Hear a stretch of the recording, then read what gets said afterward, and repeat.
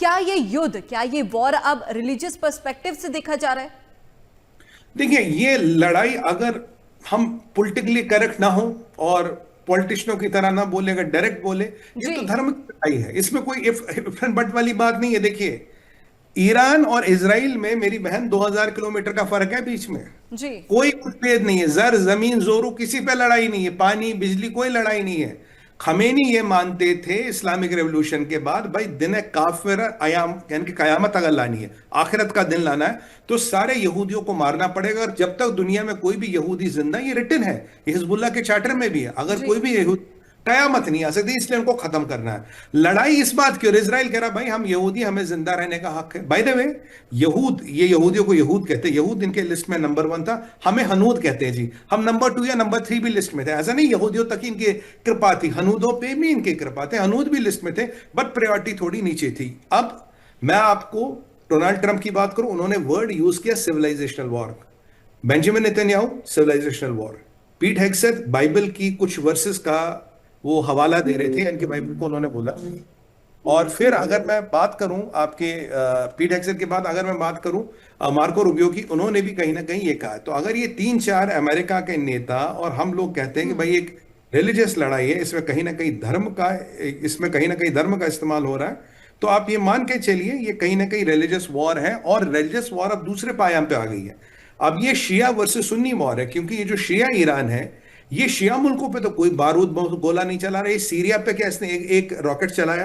क्या जी इसने यमन पे रॉकेट चला? नहीं चला। ये सुन्नियों पे ही क्यों कहर बरपा रहा है? और ये मुझे समझ नहीं आ रहा। इसराइल पे तो आपने 300 या 500 रॉकेट चलाए, उससे ज्यादा रॉकेट आपने मुसलमान मुल्कों पे चलाए। आप गल्फ की इकोनॉमी में, आपको बताऊं दीपाली जी, जी 20 साल पीछे चली गई है। 20 साल, they are back in time. आप 20 साल पीछे इकोनॉमी को ले रहे हो। और पता है इनके लोग क्या कह रहे हैं?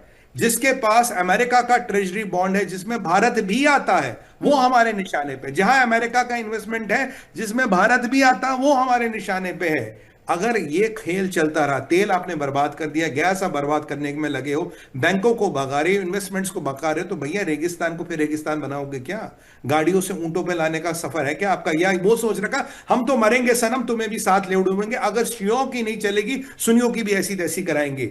ये बहुत खतरनाक दौर से इस्लाम गुजर रहा। और जो कल हमने बोला, आज तक उसका कोई जवाब नहीं दे पा रहा।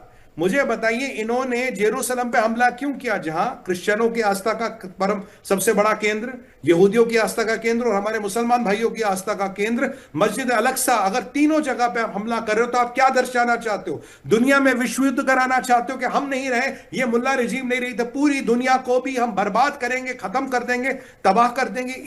इसराइल के दिमोने पर अटैक करने का क्या मतलब है? अगर इसराइल ने वापस अटैक कर लिया, तो आप कहां खड़े होंगे? पर्शियन गल्फ खत्म हो जाएगा।